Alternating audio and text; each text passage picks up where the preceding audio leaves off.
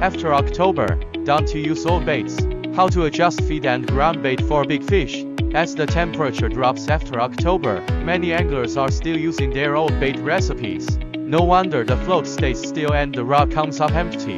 If you want to catch crucian carp or other fish in cooler water, it has time to change your bait and ground bait strategy. Even in areas with good fish resources, relying solely on location or old habits won't guarantee a catch. For most anglers across the country, adapting to seasonal changes is crucial. Switch to rice and worms after October. In early autumn, powdered feed and mixed grains work fine. But after October, the best combination for crucian carp is soaked rice, fermented rice or white rice as ground bait.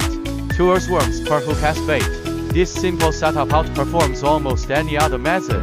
If you continue using summer feed formulas, the catch rate will drop dramatically. Adjust commercial baits for cooler water.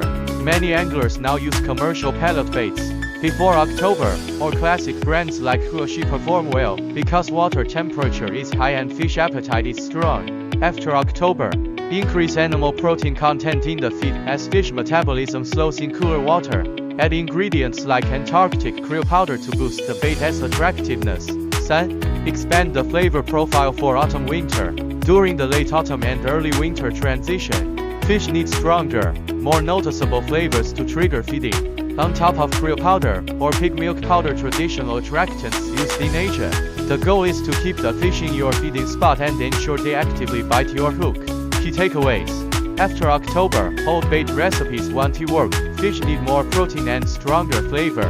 Fermented rice worms is the simplest and most effective combination for crucian carp.